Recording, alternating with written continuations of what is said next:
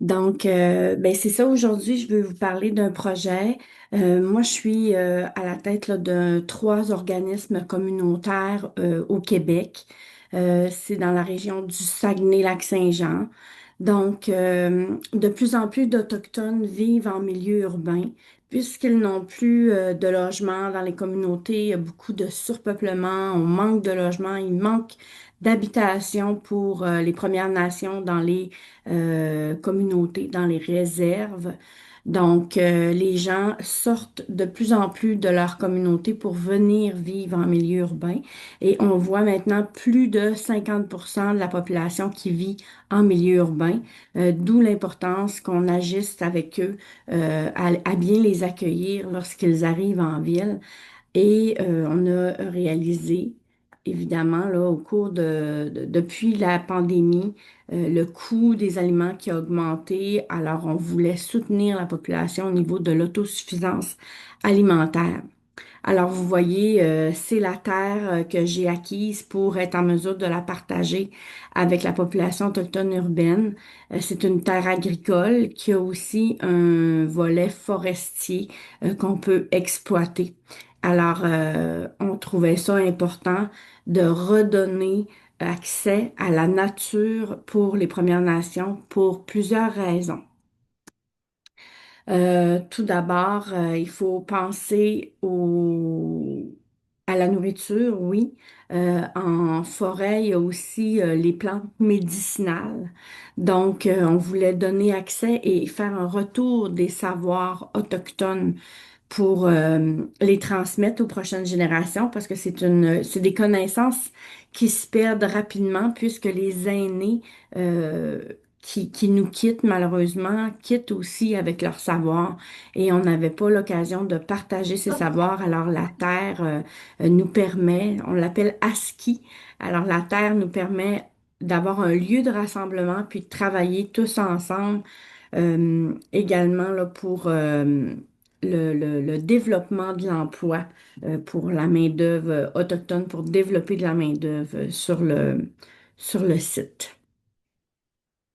On avait pour améliorer la sécurité alimentaire, le bien-être global de la population autochtone, qui a quand même des comparables il y a des grands écarts entre l'état de santé de la population autochtone et allochtone, et on avait des besoins, comme je vous disais, au niveau de la transmission culturelle et de l'employabilité.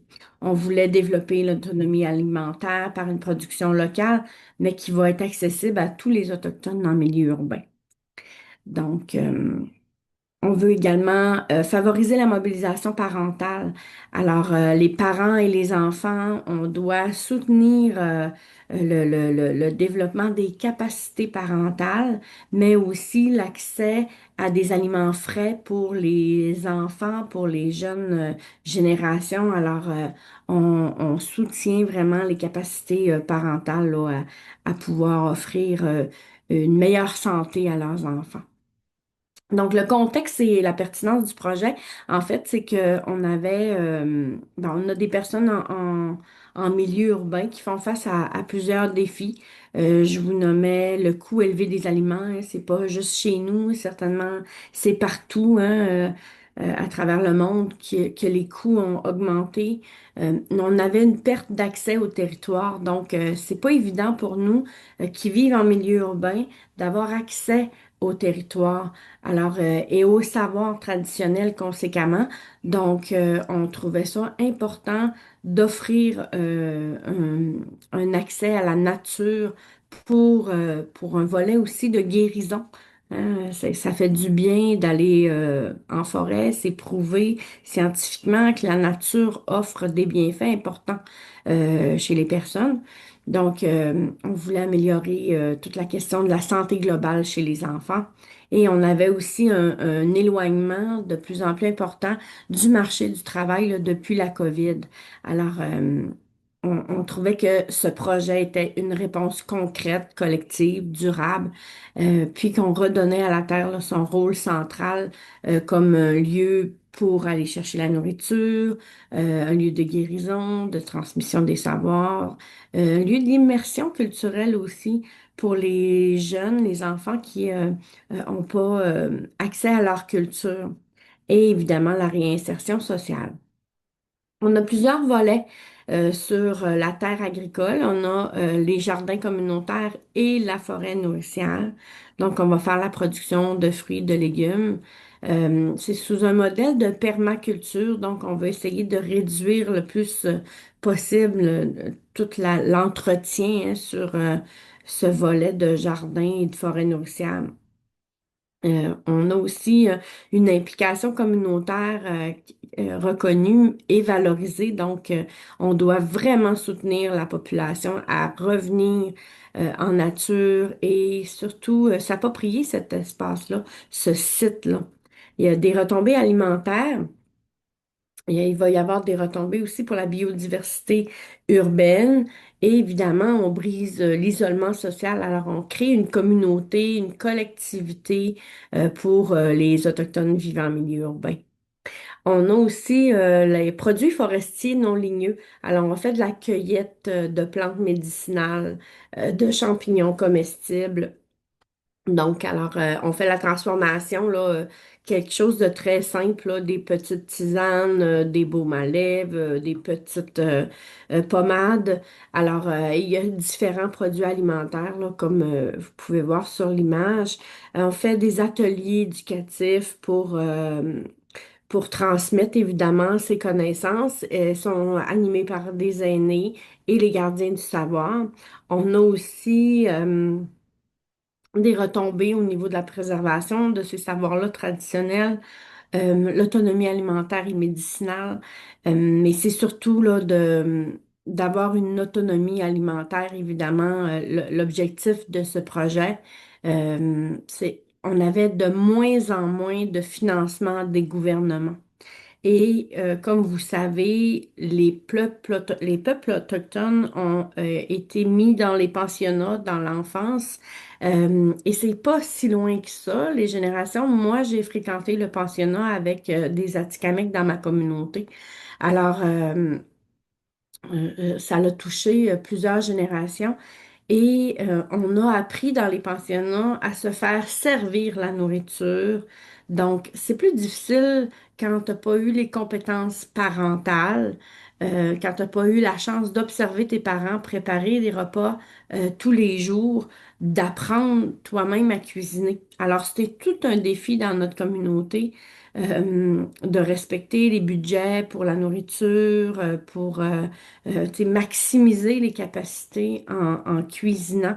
Alors, les coûts des aliments sont déjà dispendieux. Alors, les aliments qui sont déjà préparés sont encore plus dispendieux et beaucoup moins efficaces pour notre santé, évidemment. Alors, on veut aussi permettre à nos enfants, à la future génération, de grandir dans la nature, d'avoir un contact tu sais, présent, continu dans la nature. Donc, on offre des activités par enfant. On appelle ça les bains de forêt, hein, qui sont culturellement adaptés, qui ont des bienfaits importants. Les gens, ça réduit leur stress, leur anxiété. Il y a aussi une exploration sensorielle et spirituelle au territoire. Donc, on se dit, si on veut aider la planète face au réchauffement climatique, face aux enjeux qu'on connaît tous, eh bien, il faut avoir une population qui est sensible à la nature, qui est sensible à son environnement. Et chez les Autochtones, on a perdu cette notion-là.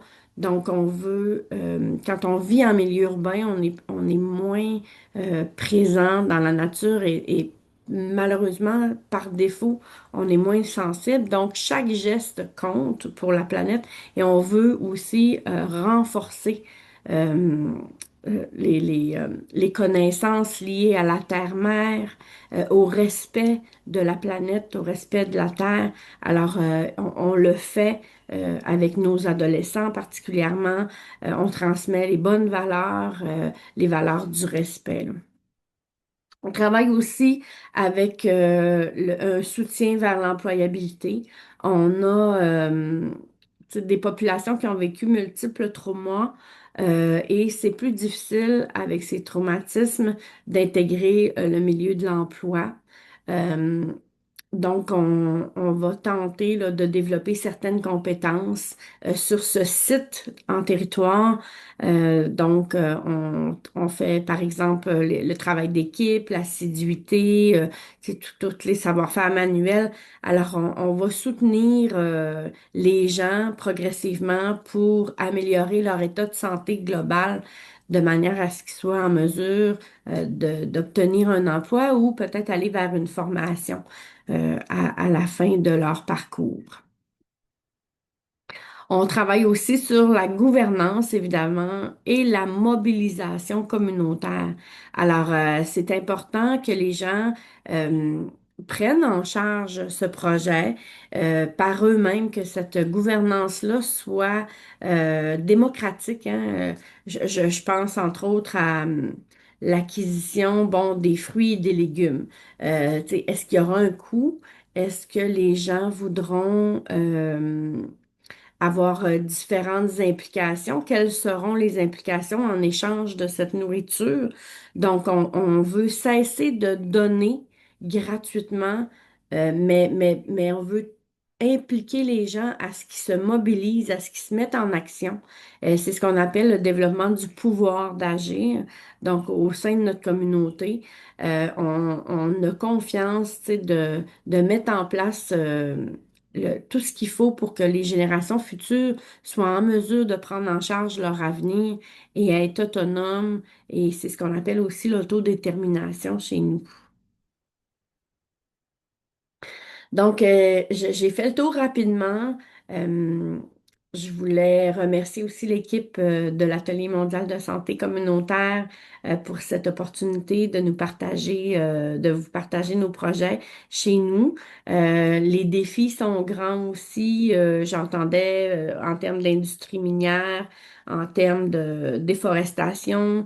Alors, évidemment, comme organisme communautaire, on ne peut pas s'engager activement puisque on va s'attirer, je vais dire, les foudres de nos gouvernements et j'aurai plus nécessairement accès à du financement. Alors pour moi, c'est malheureusement pas une avenue, mais par contre, de sensibiliser les gens vers le respect de la terre, leur offrir accès à la nature, c'est la chose que je peux faire le mieux pour rétablir le climat chez nous. Alors, les questions que je vous proposais, c'était est-ce que l'accès au territoire pourrait être équitable pour les populations, les populations autochtones, mais en fait les premiers peuples qui ont vécu sur ce territoire pendant des millénaires. Euh, et puis, l'autosuffisance alimentaire, c'est une question de survie pour les peuples autochtones maintenant qui sont en milieu urbain. Alors, je, je, je, je, je vois pas comment on peut ne pas financer ce type d'initiative. Alors, c'est devenu critique hein, sur la planète d'avoir accès à l'eau, avoir accès à la nourriture. Et malheureusement, on est à se poser ces questions-là aujourd'hui.